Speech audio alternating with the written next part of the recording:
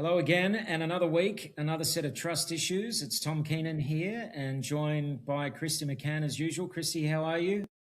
I'm doing good, Tom. How are you doing? You seemed a little fired up earlier.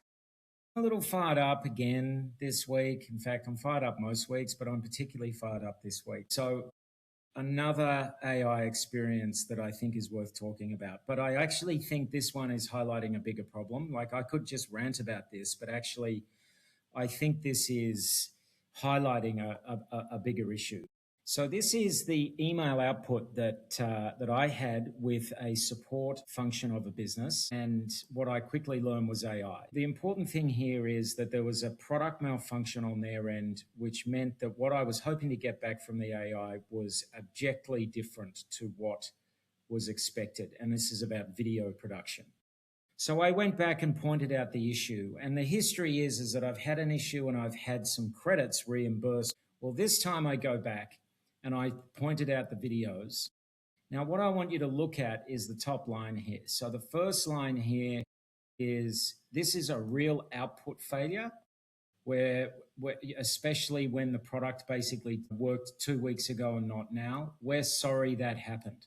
That said, we're not able to reimburse the 225 credits. So I'm like, okay, that's interesting. You're giving me empathy, but then you're canceling that out immediately by saying that you can't do anything about it. It then goes on to say this is a known issue, not something you're doing wrong. Okay, so you're acknowledging it's not my fault, but hey, you're not going to do anything about it. So that really got my back up, right? And I'm like, hang on a second. Then they sign off with this feedback is genuinely useful to us. So keep it coming. It's like this false authenticity. So I'm like, it's crazy making stuff. It's like you're being gaslighted. This is like the truth is not reality here. So then I go back and I'm pretty fired up by this stage. So I go back and I say, I find it simply unbelievable that you will not reimburse credits when you openly say this is an output failure. And then it goes on. And then I say, in fact, I'm so baffled, I'm questioning if this email is from AI and not a human because the response makes absolutely no sense. Then I get this back. And this is when I just started to really rage. It says, you're right to push back and we owe you a straight answer. So that immediately is, well, that's AI. A human being does not say that, right? Then it tells me the previous reply was accurate, but it missed the bigger point, right?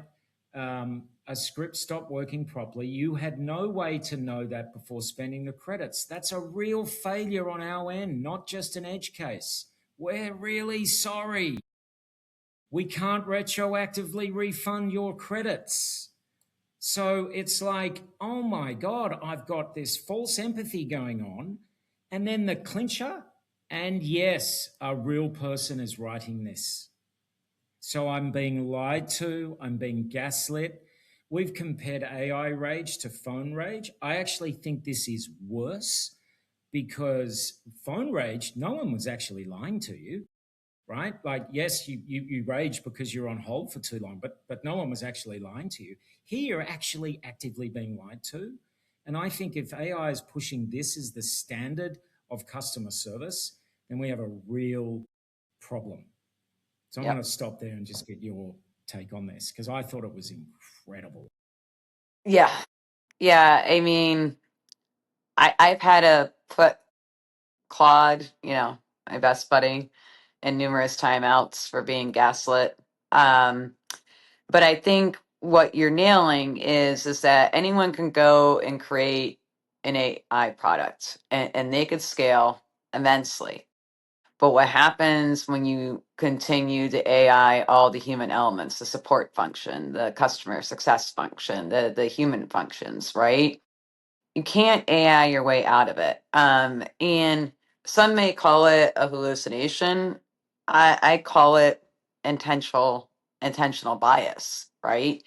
Is that they are trained to do something and they'll get there anyway to do it, right? Because it's being built for a reason and it's trying to be your friend, but at the same time trying to do what it's being told, which is their prerogative. And the bias comes in that just like anything else, they'll wear you down, and mimic what we are and who we are, but that's not what it is. And that to me is very scary, because we're adding, as humans, we're adding to this problem, because AI is just data, and it's data in, data out, and the data going in is going to be how the AI acts, whether it's right, wrong, or indifferent. And these are the outputs that you're getting. And you could have the best AI company in the world that's scaling and getting millions of dollars and many customers, but if you do not have the support there for it, for the company to be able to stabilize, to me, you're just dead in the water. I mean, it destroys trust immediately.